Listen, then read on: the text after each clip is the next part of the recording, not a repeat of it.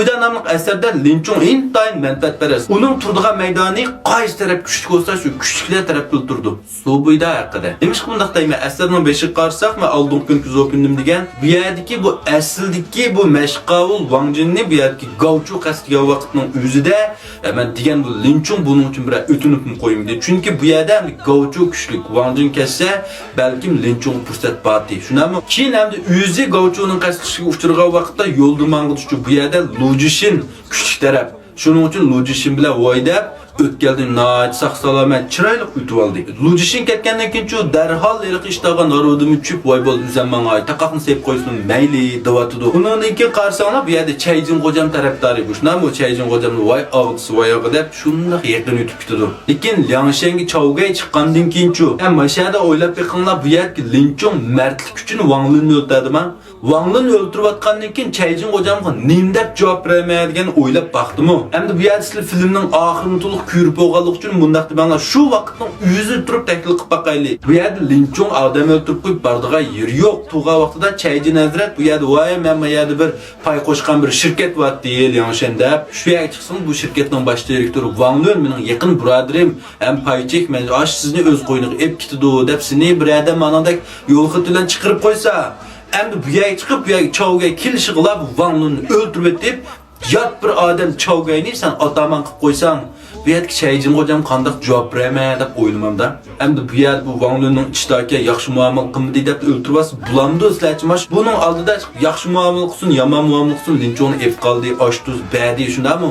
Endi o'tgandan o'tibla Wang Linning kuchlik bu yerda Chaogay kelishiga darhol yuzurib Chaogay tarafga o'tib kelsa, endi bu qandaq gap bo'lib ketdi. Endi bu yerda Chaijin Gojam bir qadar jiroq yerda.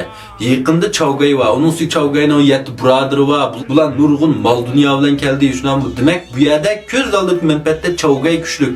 Shuning uchun Linchong darhol Chaogay tarafga o'tdi. Voy deb Chaogay og'i deb buni ataman qilib. Bunda xuddi bu Chaogay bilan Allohni o'tibamay keyin Sunjang chiqib, bu yerda Chaogay bilan Sunjangning o'ttirishga bir istutaksiz jang atamanlik jang bo'layotgan vaqtning o'zida Linchong nima uchun darhol endi Sunjang tarafga o'tibdi qarsanglar. Bak diqqat qilib beqinglar. Mash Linchong qarsanglar qissa haqida bayondiki Lüybuga o'xshab turdi. Mayli at ustidagi marat jihatdan shundaq ustun, xarakter jihatdan ayna dastlab xotinni satdi, do'stini satdi, otamani satdi, mashindaq menivatidu bu. Mesela müşahit mühim bir mazmun qaranglar. Bu yerda Chaogayning ko'ziga Shivinggoning zarlik o'q tegib o'lgandan keyin bu yerda Chaogay kim mening qisosimni olsa shu ataman bo'lsin deb nasihat qildi. Buni butkul palvonlar angladi.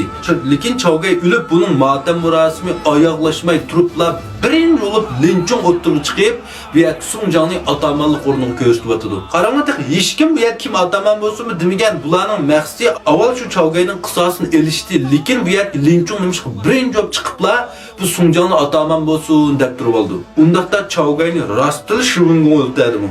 Bu ölümning Linchongla aloqasi bormi? Albatta bu qissa haqida bayondagi eng qizigan bir mazmunning birisi mash Chaogayni kim qasdi, yana birisi Wusong haqida, shunami?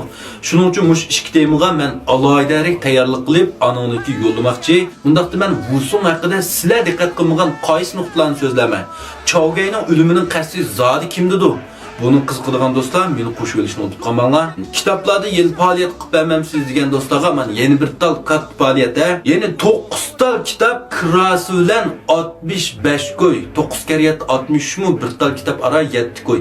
Buning orasida nim kitob bor desanglar, Song Ling Kaishi Chuangye yeni 0dan boshlab igiliktiklar, Sayfu Ziyo yeni moliya erkinligi, Yongchen Juanchen puldan foydalanib pul tepish, Ling Daoli yeni rahbarlik qobiliyati, Guanli Shili shu bunda boshqurish psixik majiyat qiziqadiganlar. Budongda tuan dunyo zijile yeni guruhini yetaklashni bilmsan o'zing erib qolsa, bir guruhni qanday qilib muvaffaqiyat qozondirmiz degan 9 kitob vallahi 9 ta kitob kiras qitilib 64 qo'y. Shu cho'ngdan topolmagan ammoq cho'g'ansizlar men sizin qilinglar. Endi kitob buningdan azam bo'lmaydi vallahi. Buningdek yaxshi mazmunliq ham bas bundaq azam kitobni endi topolmaysizlar. Kitoblarning soni ancha ko'p emas. Setvasan multi degan do'stlar sizin setvanglar. Jonlar setolmaydigan do'stlarmi bir kitob xumar do'stlaringlar bo'lsa, bu qilib qo'ysanglar. Rahmat.